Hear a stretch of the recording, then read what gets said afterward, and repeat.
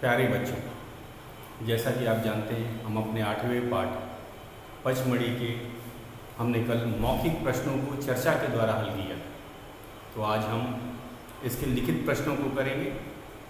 तो शुरुआत करते हैं लिखित प्रश्न से, जो कि बहुविकल्पीय प्रश्न के रूप में है। तो शुरू करते हैं लिखित प्रश्न। हमारा लिखित प्रश्न है,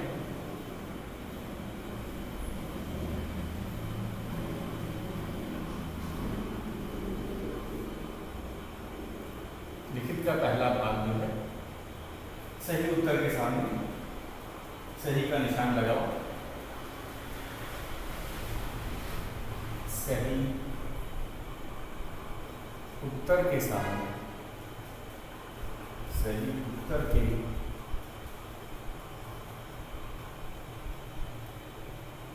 सामने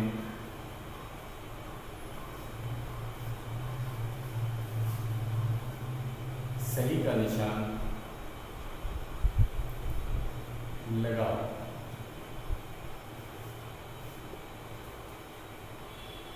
हमारा इसमें क भाग है, पहला क भाग है। पचमढ़ी, पचमढ़ी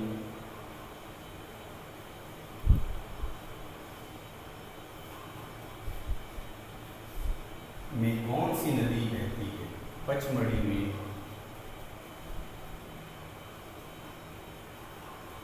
कौन सी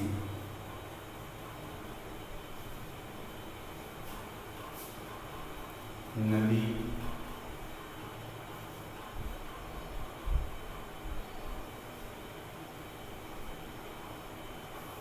बहती है?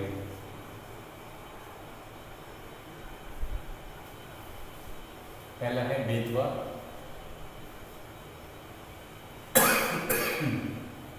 बेतवा नदी का नाम।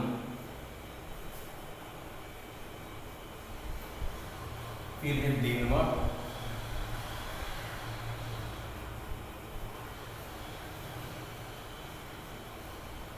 उसके बाद में नर्मदा।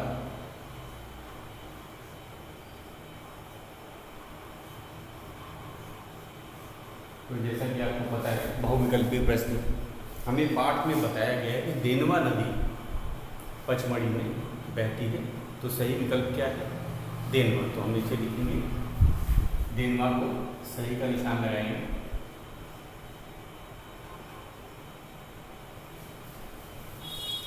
ख भाग, धूपगढ़ किस पर्वत श्रेणी की ऊंची चोटी है? धूपगढ़, धूपगढ़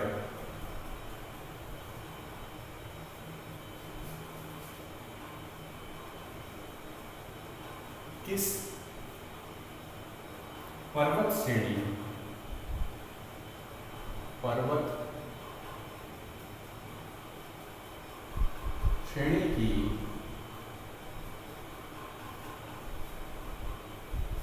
ऊंची चोटी है?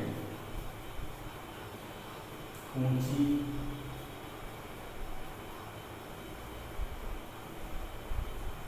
चोटी है। तो हम इसे कहेंगे, धूपगढ़ किस पर्वत श्रेणी की ऊंची चोटी है?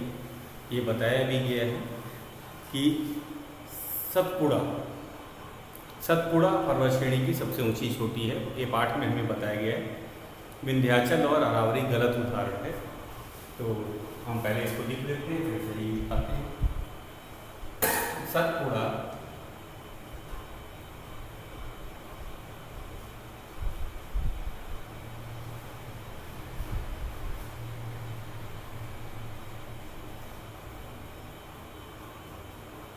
उसके बाद दूसरा है विंध्याचल,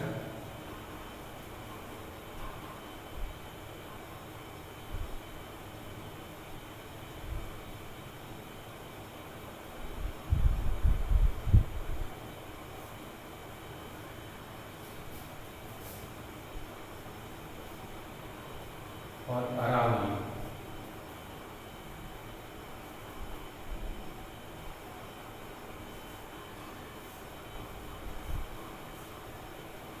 तो सतपुड़ा, विंध्याचल, अरावली। तो किस पर्वत श्रेणी की सबसे ऊंची चोटी है धूपगढ़? सतपुड़ा। तो सही विकल्प है सतपुड़ा। हमारा ग प्रश्न है, ग और अंतिम भाग बी फॉर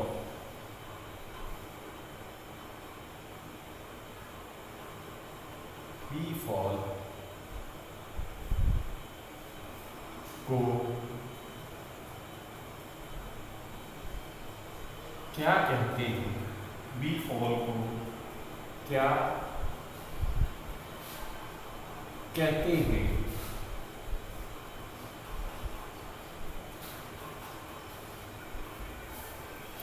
तो बी फॉल को सोन प्रपात,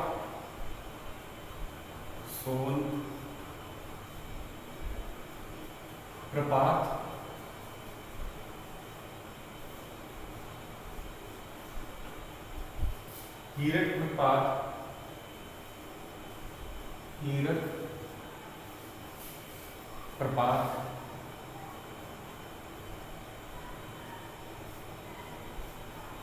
और तीसरा है रजत प्रपात।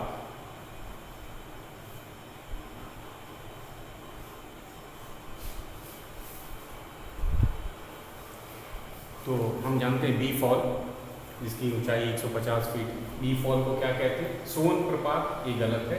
हीरक प्रपात, रजत प्रपात बोलते हैं, क्योंकि इसका जो पानी है वो चांदी की तरह चमकता है। बताया ही गया था पाठ में कि बी फॉल का जो है एक जलप्रपात है। जलप्रपात वाटरफॉल को कहते हैं। तो जलप्रपात जब 150 फीट की ऊंचाई से जब पानी गिरता है तो सूरज की रोशनी में वो चांदी की तरह चमकता है, और हिंदी में चांदी को रजत कहा जाता है। हिंदी में चांदी को क्या कहा जाता है? रजत प्रपात। तो सही नाम है, बी फॉल का सही नाम है रजत प्रपात। तो मैं इसके सही का निशान लगा देता हूँ। तो एक बार फिर से इसे नोट कर लेंगे। तो 3 बहुविकल्पीय प्रश्न थे हमारे। तो कौन कौन से, एक बार मैं उसे पढ़ देता हूँ और आप भी इसे नोट कर लीजिए अपने बुक में। पचमढ़ी में कौन सी नदी बहती है? पचमढ़ी में कौन सी नदी बहती है? पहला है बेतवा, देनवा, नर्मदा। तो सही विकल्प है इसका देनवा नदी बहती। धूपगढ़ किस पर्वत श्रेणी की ऊंची चोटी है? ये बताया गया है पाठ में कि धूपगढ़ जो है पर्वत की श्रेणियां होती हैं। तो सतपुड़ा पर्वत श्रेणी में सबसे ऊंचा जो पहाड़ है या पर्वत है वो है धूपगढ़। अगला है हमारा बी फॉल को क्या कहते हैं? बी फॉल को सोन प्रपात, हीरक प्रपात या रजत प्रपात कहते हैं। तो सही विकल्प हमें पता ही है, वो है रजत प्रपात। तो अब हम अपने लिखित प्रश्नों के उत्तर पे चलेंगे जो हम अपने नोटबुक में लिखते हैं। तो इसे हम करेंगे, ये हम अपने नोटबुक में इसको लिखते हैं। तो शुरुआत करते हैं। मैं इसको मिटा देता हूँ। अब लिखित का ये दूसरा प्रश्न, पहला हमने कर दिया।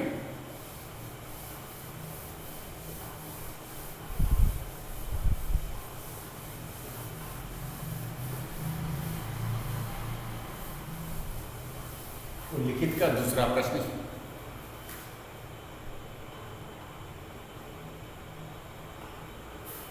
प्रश्न दूसरा। प्रश्नों को उत्तर कॉपी में लिखो। ये लिखित है, आप अपनी नोटबुक में निकाल लीजिए। हम साथ का साथ ही लिखते जाएंगे। प्रश्नों के उत्तर कॉपी में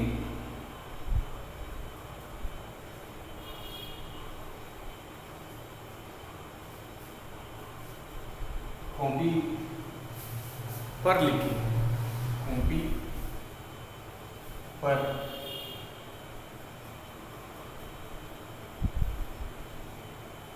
लिखें। पहला प्रश्न है हमारा, पहला ख प्रश्न, महादेव गुफा की क्या विशेषता है? महादेव गुफा की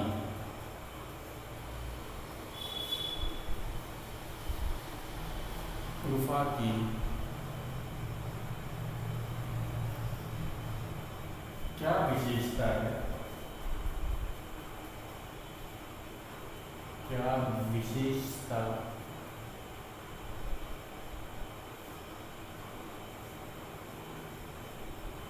है? उत्तर, तो प्रश्न हमें विशेषताएं बतानी है महादेव गुफा, जैसा कि इसमें बताया भी गया है कि ये भगवान शंकर जी का स्थान। इसके बाद इसकी गुफा की लंबाई हमें बताई गई है कि 300 फीट लंबी गुफा के हम कहेंगे अंत में एक कुंड भी है, और जिसके पास में भगवान शंकर की एक सुंदर मूर्ति स्थापित है, और हल्के प्रकाश में ये काफ़ी आकर्षक लगता है। तो ये विशेषताएं ही हैं। तो हम इनमें से जो मुख्य चीज़ें हैं वो सब लिखेंगे, जैसे कि महादेव गुफा भगवान शंकर जी का स्थान है, गुफा की लंबाई 300 फीट ये बताई जाएगी, कुंड के बारे में बताया जाएगा, मूर्ति स्थापित है उसके बारे में बताएंगे, और हल्के प्रकाश में ये जो यहाँ का जो गुफा का जो दृश्य है बहुत भव्य और सुंदर लगता है। तो ये थी विशेषताएं हम बताते हैं, तो यही हम लिखते भी हैं आज। तो लिखेंगे महादेव गुफा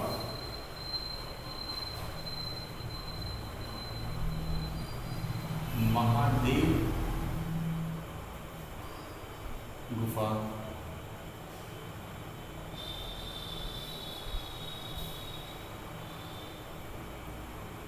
300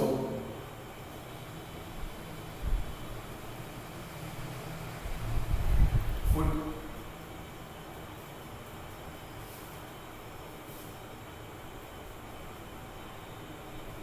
लंबी गुफा है।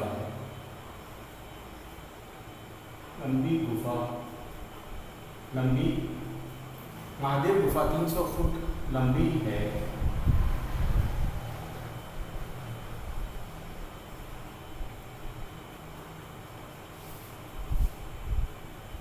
गुफा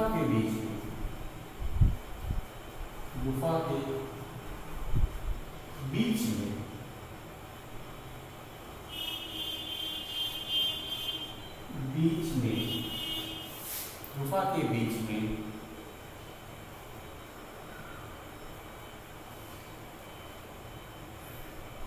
पानी का एक कुंड है। गुफा के बीच में पानी के कुंड के पास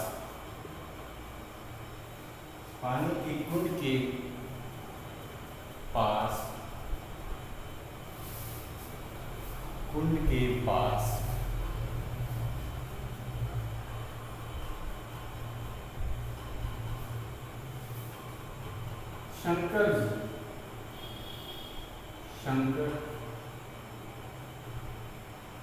जी की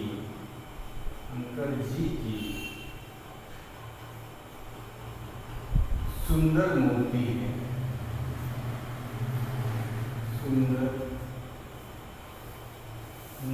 है।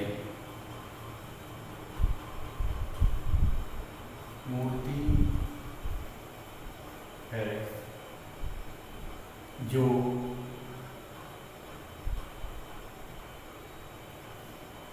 देखते हैं फिर गुफा के प्रकाश में गुफा के प्रकाश में, गुफा के प्रकाश में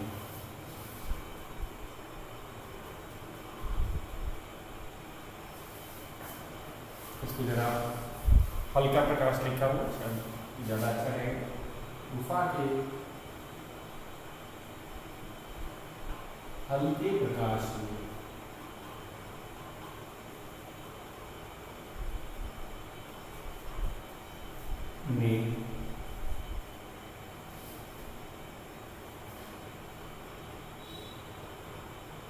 यह प्रकाश में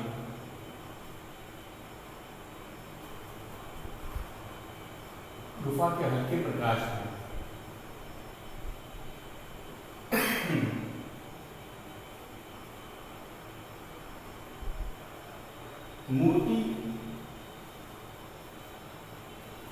मूर्ति का दृश्य,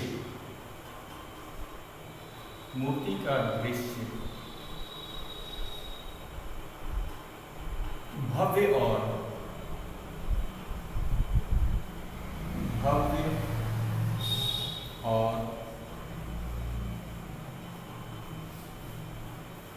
आकर्षक लगता है, आकर्षक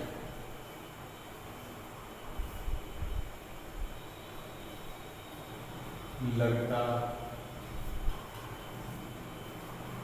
है। तो ये था हमारा, ये विस्तार से ही है उत्तर। तो इसमें क्या क्या दिया वो एक बार फिर से मैं दोहरा देता हूँ। तो हमने इस प्रश्न में गुफा की विशेषताएं बतानी। किस गुफा की विशेषता बतानी? महादेव गुफा की। प्रश्न हमारा है कि महादेव गुफा की क्या विशेषता है। तो हम विशेषता बताएंगे। तो विशेषता में क्या है? इस गुफा की लंबाई जो कि लगभग 300 फीट है, और उसके बाद में गुफा के बीच में एक कुंड है। कुंड क्या होता है? जलाशय, छोटा सा तालाब या जलाशय। और जलाशय के बीच में, जलाशय के पास में ही भगवान शंकर जी की एक मूर्ति स्थापित है। ये सब विशेषताएं हैं ये। तो और गुफा के अंदर जैसा कि आपको पता है, ये जो प्रकाश होता है वो हल्का ही आ पाता है, और ख़ासकर अगर गुफा बहुत लंबी हो, 300 फीट लंबी हो, तो प्रकाश काफ़ी हल्का ही रहेगा। तो उस हल्के प्रकाश में जो मूर्ति का जो दृश्य है वो काफ़ी भव्य और आकर्षक लगता है। तो हमने यही जो मुख्य जो विशेषताएं हैं वही बतानी है, ज़्यादा विस्तार से भी नहीं करना है। तो वही हमने बताई है, एक बार इसको देख लेते हैं। प्रश्न है, महादेव गुफा की क्या विशेषता है?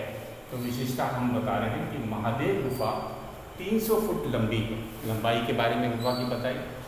गुफा के बीच में पानी के कुंड के पास शंकर जी की सुंदर मूर्ति है। तो जैसे नाम से महादेव गुफा लग रहा है, तो भगवान शंकर जी की एक मूर्ति भी कुंड के पास में है।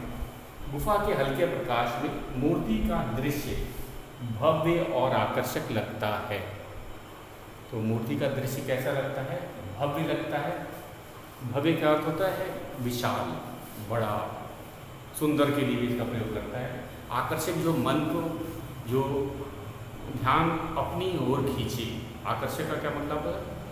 जो ध्यान अपनी ओर खींचे उसे आकर्षक है। तो ये था हमारा पहला लिखित प्रश्न। आप इसे नोटबुक में लिख लेंगे, और हम ये हमारा लिखित प्रश्न उत्तर। तो लिखित का एक आज हमने क्या क्या किया उसको फिर से एक बार मैं बता देता हूँ। मौखिक तो हमने कर रखा है, कल ही। आज हमने लिखित प्रश्न में किया बहुविकल्पी प्रश्नों को किया। बहुविकल्पी प्रश्न के 3 भाग हमने किए। उसके बाद हम लिखित प्रश्नों पे आ गए हैं। लिखित प्रश्न आपको अपने नोटबुक में लिखना है और याद करना है। तो ये हमारा ये लिखित का पहला प्रश्न था, महादेव गुफा की विशेषताएं क्या है। आज हमने आपको लिखवाई है, इसे आप नोटबुक में नोट कर लेंगे, लिख लेंगे। कल हम इसके 2 और प्रश्न हैं, उसको भी चर्चा के द्वारा लिखवा करके ही करेंगे। तो आज के लिए बस हम अपना इतना ही रखते हैं। कल हम इसके लिखित के दूसरा जो 2 भाग बचे हैं उनको करेंगे। तो आज के लिए इतना है।